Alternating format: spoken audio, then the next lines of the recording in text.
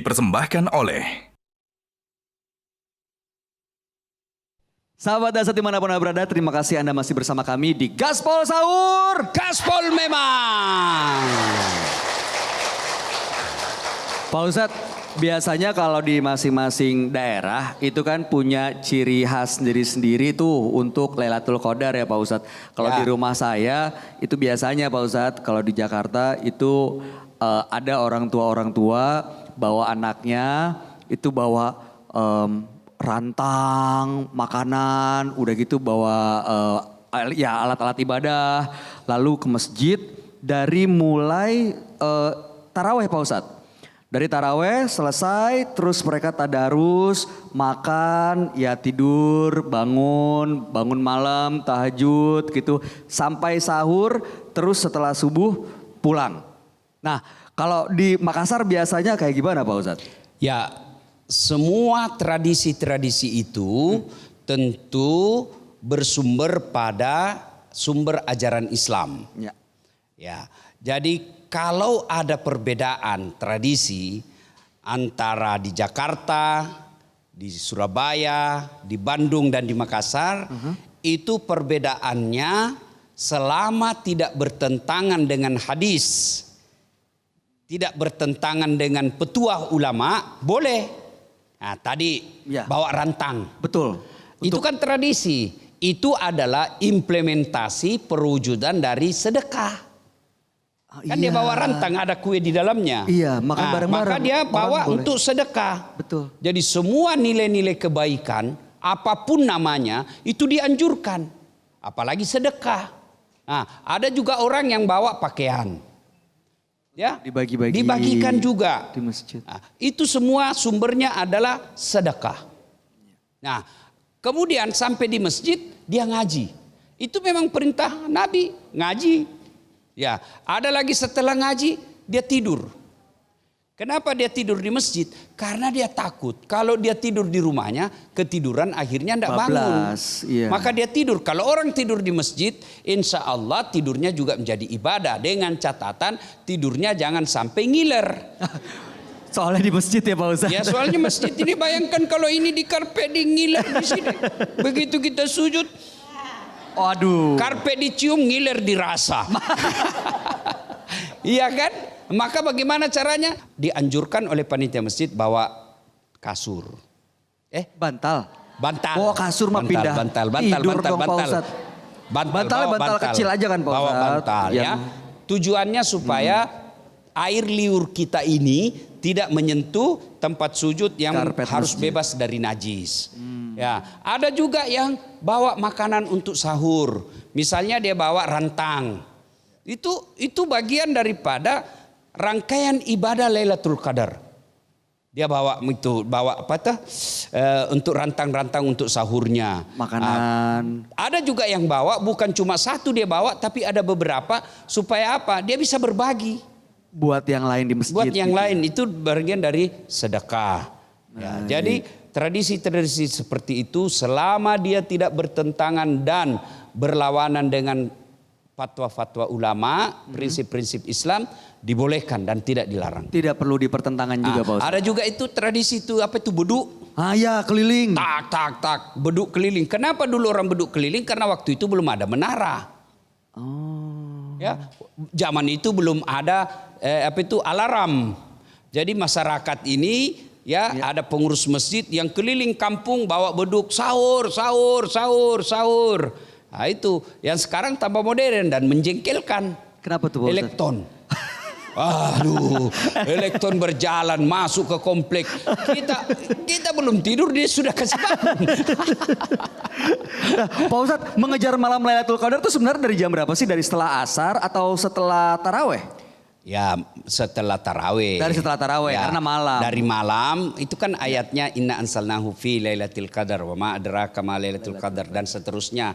Itu malam dari malam hingga fajar. Sampai subuh berarti. Sampai azan subuh. Nah, jangan berhenti ketika ada orang itikaf, dia bangun sholat tahajud jam 1 sampai jam 2. Betul. Sudah itu dia tidur atau dia makan sampai subuh. Ada juga orang sholatnya 30 menit tapi ngobrolnya Selama ngobrol dengar dakwah boleh.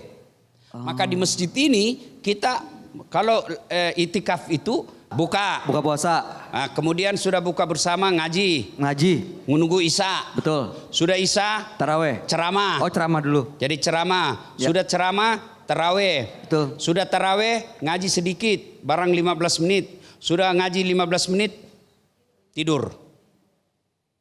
Yang mau tinggal disediakan. Nah, sudah itu dibangunkan jam 1. Ceramah dulu. Ada dulu ceramah sampai jam 2. Jam 2 baru sholat lail. Sholat tahajud berjamaah. Sudah sholat tahajud berjamaah, ngaji lagi sedikit, lalu makan sahur bareng-bareng. Sudah makan sahur bareng-bareng, masuk ceramah subuh. Sudah ceramah subuh, sholat subuh jamaah. Sudah itu pulang. Sarapan. Nah, Kak, Enggak, maaf, jangan Pak. ada juga itikaf Ibu, ada orang itikaf dia bangun jam 1 sampai jam 2. Sudah itu dia makan, jam 2 sampai setengah 3 dia makan. Sudah itu dia tidak bikin lagi kegiatan, pulang ke rumahnya sampai tidur. Nah lewat itu, padahal Lailatul Qadar itu sampai subuh. Siapa tahu datangnya di jam 4. Siapa tahu datangnya di jam setengah 4. Maka pada malam itu selesai kau bangun, jangan lagi tidur sampai pagi hari. Esok hari mataharinya tidak menyengat. Masya Allah. Mataharinya dia sudah agak tinggi tapi dia masih kemerah-merahan. Pada malam itu tidak panas, tidak dingin. Pada malam itu suasananya alam ini tenang. Berlangsungnya tidak lama. Turun seluruh malaikat. Lailam, malam, qadar, penentuan. Malam penentuan. Apa saja yang ditentukan? Ditentukan dasat berapa langkah kakinya. Di tahun itu. Ditentukan berapa makanannya dasat, berapa liter. Apalagi ditentukan? Ditentukan penglihatannya dasat. Maka ada orang sudah habis masa penglihatannya, jatah melihatnya sudah habis, tapi jatah bernapasnya masih ada. Maka dia hidup tapi sudah tidak bisa melihat.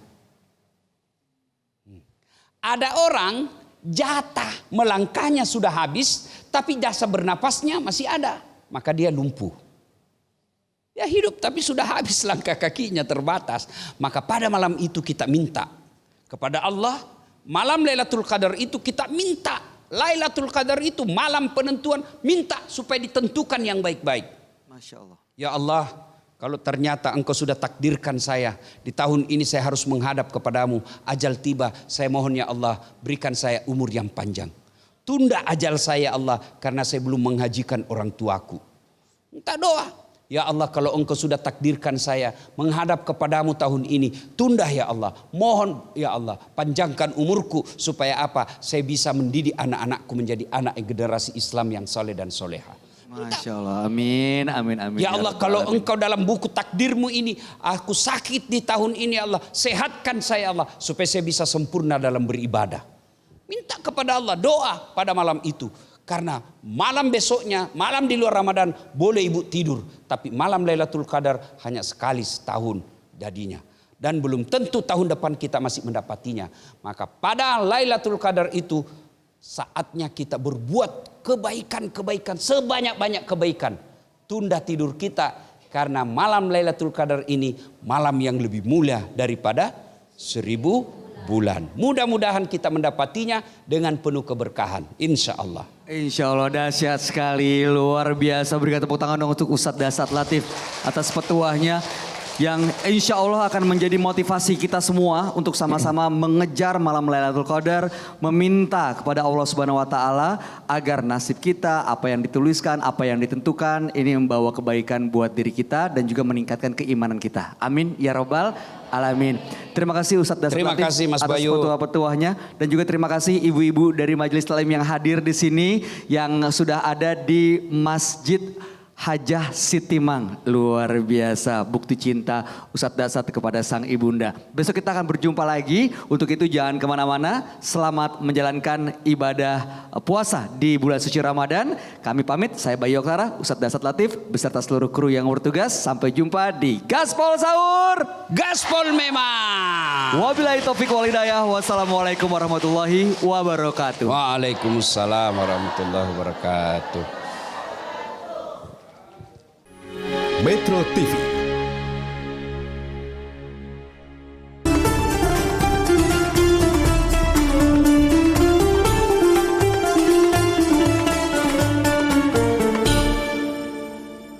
Dipersembahkan oleh